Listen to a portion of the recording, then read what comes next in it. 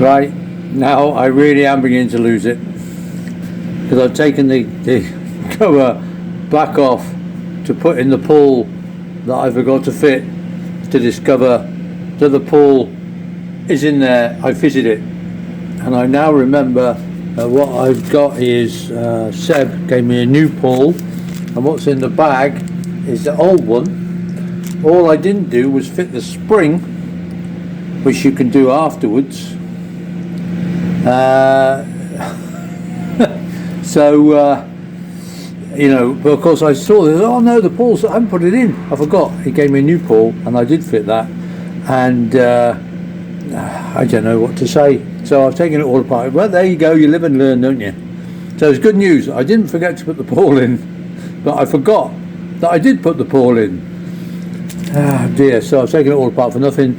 So all I need to do is just, I did it, you know, I'd left the spring out so I could turn the gearbox over without hassle, but obviously with the pull in, well, so the good news and bad news, I'm not completely losing it because I had fitted it, but slightly losing it because I forgot I fitted it. It's just fine in the bag with one in. I'm thinking, oh no, I forgot to put it in, but of course I got two.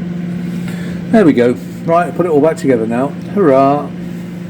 Righty-ho, so here we go. I've taken this casing back off, checked that the pull is fitted, put it all back on, and now we're going to fit the outer casing.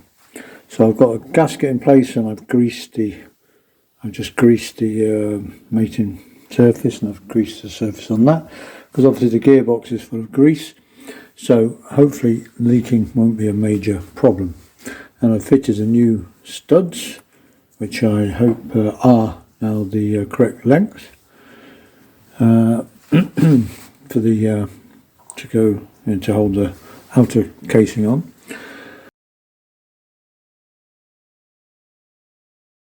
Then we've got this, I've got the gearbox standing central so that I can hold this sort of gearbox mechanism central, otherwise it flops down. And it needs to be central because there's this pin here, and this pin screws in through the outer casing there in that hole, and it screws down through that hole and into this gap here. So, and I think that's going to be quite a tight fit. I think it's not going to necessarily want to go in. All right, just go in perfectly. That's good. So, but that's why that's out, and that's why I'm trying to keep this in exactly the right place, so that when I put the pin in, you know, if that's over there, then it's not going to go in. It's just difficult keeping the gearbox vertical and straight. Then I've put the kickstart mechanism in and attached the spring to the little spigot there, and then I'm going to use the kickstart to tension the spring, wind it round, so then we can put the cover on under tension. I was worried, I was thinking, oh, you know, with this sort of shock absorber thing, that the kickstart will stop in a different place, which it does, and I was worried that the actual, but of course it's a spline shaft. I was thinking it had a, like on some old British bikes you have like a keyway, like a crank with a flat that a bolt goes through. Well, obviously we've got the bolt, but it's splined, so we can put this kickstart lever in any position we want, so that's okay. It's not gonna be a problem. So hopefully I'm going to tension that round and then pop that on and then put that lug in, and we should be okay. Sounds simple, doesn't it? Okay, here we go. Right, so I'm going to wind the kickstart up. I'm not sure how many times. That'll probably be about right.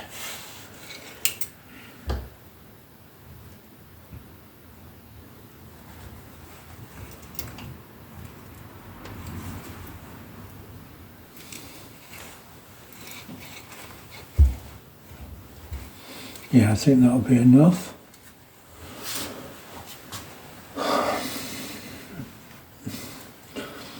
And then try and locate the kickstart. Yeah, and the various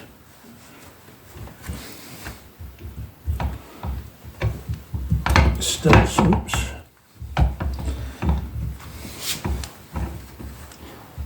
Come on.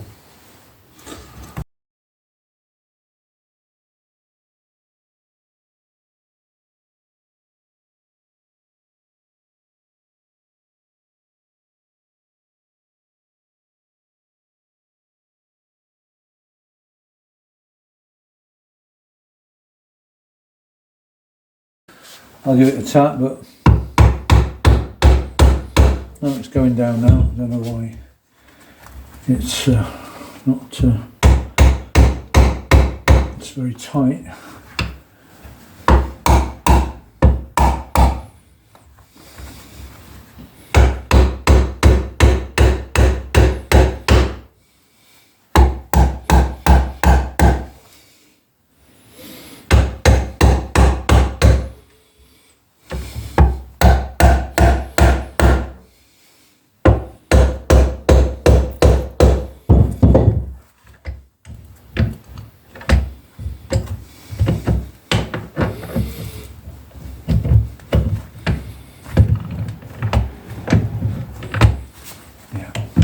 I've got the right, yeah, just check out the right amount of springiness on that kickstart, which I'm fairly sure I do.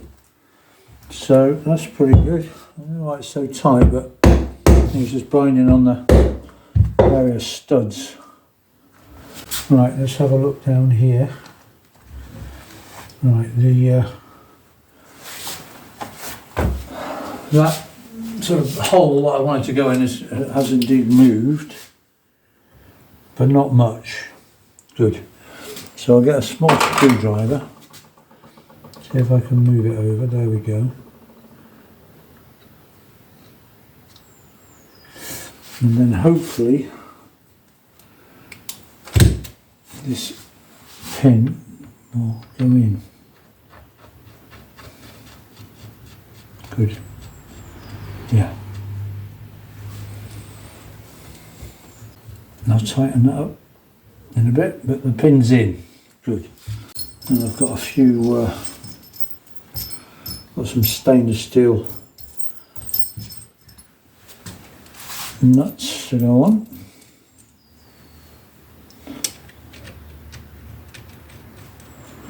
Okay, there we are. I've just got to put the actual clutch actuating arm on. I'll do that in a minute. But of course the main thing I'm going to do now is I'm actually going to fit this spring in here to go on that pawl inside. The pawl that is definitely already in there. And then I'll try checking the gearbox with the gear lever on and see how we, just check everything works, although obviously it's difficult with the on the bench, but we'll see how we go. Okay, I've just loosely fitted the gear lever and the neutral indicating sort of device. So this moves around, the pin moves around, but it always lines up on neutral, which is great. And I've just loosely fitted the kickstart, and now we're just going to fit the clutch actuating mechanism. And basically this is a tube with a ball bearing in the end, and that literally is just going to slide in there like that, and then it's adjusted on this nut how far in and out it goes. And then we have the actual lever, and that's going to go, that goes on there and is held in position. It's now stuck in there. It's held in position with this pin that just goes through there, and that's it. So I'm just going to put that on now, and we're about done. Oh yeah, and then I've got this cap on the top, which is great because I can put loads of grease and that in there, and then you've got this inspection cap, which I've chromed of course, and so I'll be filling that with grease, and then I'll put that cap on. But I'll put the actuating mechanism, sort of the actual clutch actuating mechanism, I think that's the only way I can describe it, and I'll put that on and we're about done. And ta-da, there we are. Wow, one reassembled Burman BA gearbox, slightly earlier type. Whew. Well, that's been quite a job. That's been quite a job. You know, I thought we'd just get my original gearbox welded up, and of course that didn't happen because the gearbox, the shell just wouldn't weld. We later discovered it had a high zinc content? Yeah, zinc content, and we think that's what stopped it from welding anyway.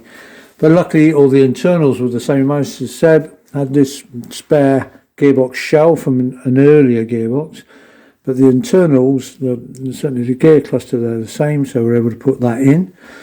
But then this outer casing in particular is very different to my casing, so there were lots of bits we had to change around for the outer casing, and it's got this exterior clutch. That's the clutch arm, the clutch cable goes in there, and that's how you pull the clutch rod goes across, comes out there and into the clutch. But I think, you know, just about there. The gearbox all works. It is stiffer. It's a bit stiffer, especially the main shaft's a bit stiffer. Turns okay. The main shaft, you know, when it's in neutral, it's a bit stiffer than I'd like. Hopefully that'll settle down. I mean, it's okay. It's quite smooth, but it's not as silky smooth as I would have liked. But I think we'll be okay. Obviously everything's got to be adjusted and sorted, and you know, hopefully my clutch cable, I'm not even sure if my clutch cable will fit. Do I need a new clutch cable? Might well do, I don't know. But yeah, you know, at least the gearbox is back together. However, there's a long road ahead of us because you know, we've got to put the whole thing back in the bike. And at the moment I'm getting some new stainless steel studs made that you know, for the engine mounting, so they haven't come back yet, so you know, still a long way to go. But anyway, good news, the gearbox is done, it's looking good. I didn't polish this up, by the way. It was ready polished because Seb was getting ready to sell this. He was going to polish it all up and build it himself, and then you can sell it for some, you know, huge amount of money. But I probably would have had it polished, but it was already ready polished. Oh, and another amazing bit of news. Here is my gearbox box of all the bits, and look, it's completely empty. Just to double check, having taken the inner cover off 3 times because of bits I'd forgotten or even thought I'd forgotten to do in the inner gearbox. Anyway, yeah. There we are. Phew. Main step done. We have a gearbox. Now we just have to put it back in the bike. Woohoo!